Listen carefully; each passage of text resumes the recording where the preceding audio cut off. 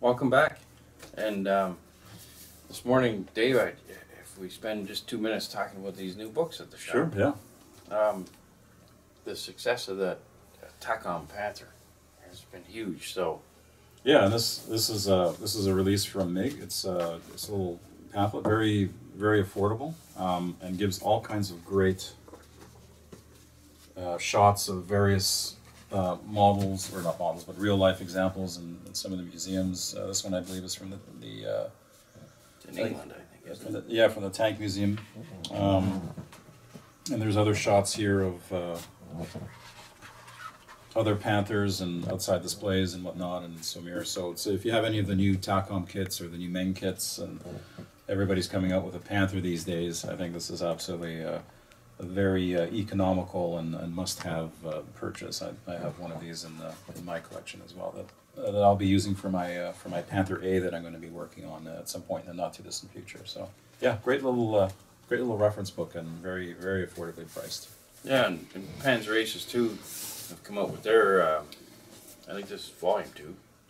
But anyway, it's another great one as well, and great profiles. Like, speaking of the King Tiger, I haven't exactly drawn out which King Tiger I'm going to paint. So, but what I like about this book, and I think this is the second one, as you said, Dave, and this focuses more on the Panther, the Tiger 1 and Tiger 2 vehicles. Yeah, the heavies, yeah. And so it gives you a bunch of profiles, and profiles for me are like good modeling porn, right? You can't get enough of them.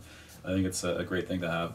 And then what I like what they do here is they give you the top views, because a lot of the times you just get the sides, and then you're kind of left to interpret, how do I paint the camel on the top of the turret and the top of the vehicle? Yeah, exactly. And so not for every single one, but for some of the representative camouflages, it's certainly good enough for you to use that to handle almost all of the examples in the book here. So another must-have in terms of so there's the references. Cover for that. So if you're at your local hobby shop or visiting Hornet Hobbies here in Toronto, think about picking that up. And then look who we have on the cover of our latest magazine. Our friend Greg Hanchuk. Yeah, and what an inspiration his model was at Dayton when we went there earlier this spring. I mean, that was awesome. Yeah, it was by far one of the best pieces at the show, and the work that Greg does time and time again with his little dioramas. Well, they're not little. I mean, look how many figures. I think there's 11. I think I counted 11 back in Dayton, and every one of them is a little character within itself. You and I always preach about the little things on the tanks, and Greg has captured the little things in the soldiers. I mean, you can tell that it's November, and it's and he does a lot of detailing to the vehicle. He does a lot of mods to the figures. His figure painting skills are phenomenal. Yeah. And a great guy. Greg's one of the great guys in the hobby. Yeah, we've met him at the shows of late, and I mean he's right chasing John Rosengrant and the other North American top diorama builders. Yeah, Dan Tasanchuk in Chicago, Capriano and the East. He's one of the premier figure guys, I think, and just a matter of time before he collects his Amps Master, which would be a shame. Because what I found that over the years following those Amp Master guys, and I'm hats off to Harvey for winning it, but you know what? Suddenly these guys turn the tap off a little bit, and I'd love to learn that Harvey's still going to carry on, and if Greg ever wins, he's going to have a little dip, but maybe 5 years from now he'd be back. But let's not give him some medal yet that he has. Let's not wish for that too. Let's hope that he never wins it, so that he keeps on bringing out his beautiful things, and like in the Chicago show, Mike Blank, who's probably the best or top 3 or 4 figure painters in the world, he continues to win best in show, and it doesn't seem to bother anybody. So I think the Amps maybe should re-examine that sort of part of their show and let the guys carry on, and if they win 2 best in shows, who cares?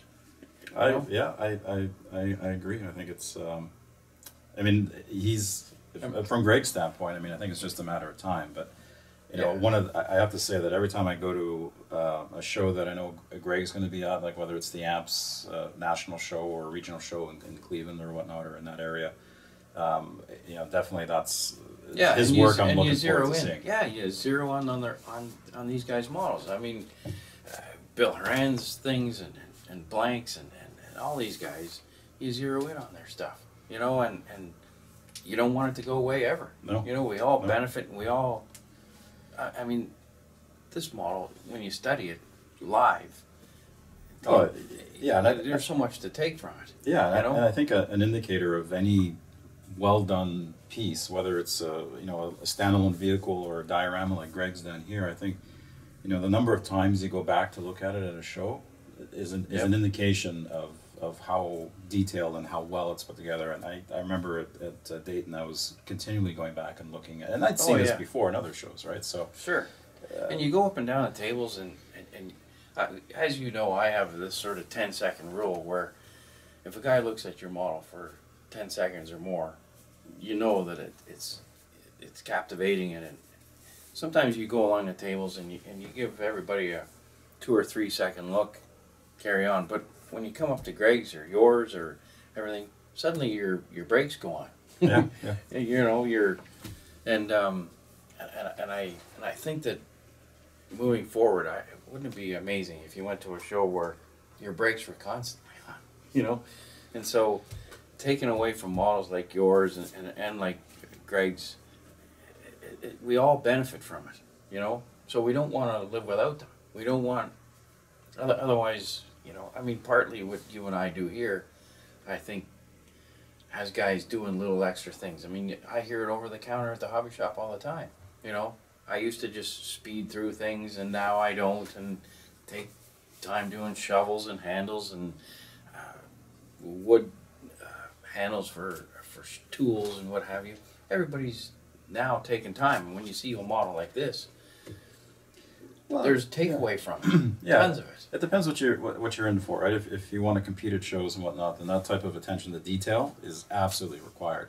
If you're just looking to build through your stash and whatnot, and you're building for yourself, if you want to go quick, then go quick, and hopefully some of the things that you see on, you know, with what Dave does and I do here help along with that. But if you want to compete at the shows and whatnot, it's every little piece of the model. You got to look at it in isolation, and you taught me that, Dave, and really pay attention to it and focus on it as if it's a model in and of itself. So it's really cool to have someone put their brakes on your model.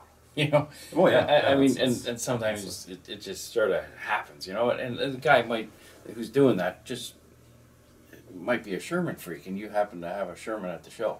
I mean, so these things don't always happen just because. Well, and it's a great way to meet other modelers, right? One of my favorite things of going to the shows is meeting people and for sure seeing what they're doing, and if they have any questions about what I'm doing, and exchanging, getting that exchange of ideas and whatnot. I think that to me is absolutely that's why it's so important too when you go to shows, is to try to take something, because if you don't, absolutely, somebody will be chatting to you about this particular model, and then you turn to them and say, let's go look at your model. And they say, well, I didn't bring it, the cat stepped on it, all that sort of stuff. The conversation just can't happen. Yeah, I guess. The conversation just dies after that, unfortunately. Yeah. So it's important, gentlemen, no matter what position you are in your model, bring it to the shows, bring it out, because it just creates more conversation. Absolutely. And it's a learning. And that's what it's about. It's there to promote the hobby and get out there. No matter how you think you might do or whatnot. That's really not the point. It's really just being out there, meeting other people. The first, second, and third stuff is the least important thing. And if improving is what you want to do, I think competing makes you do that. Right? No question. It motivates you to do that in a way that Also, too, being an assistant judge. Sometimes they judging too. Put a thing out to anyone volunteering or wanting to be an assistant judge. If one's in a position time-wise to do that at a show, to tag her along with some guys who have been doing this for a little while, your models will escalate. You learn a lot when you judge, and it's made me a better modeler. It's made you see what you look for in a again, it's all if you want to compete. That is, I think it's helped me tremendously. Yeah. So it's a great thing to do. So just get involved, take part, and you know, your models will definitely improve. Anyway, thanks for watching, and we'll talk to you guys shortly. Take care.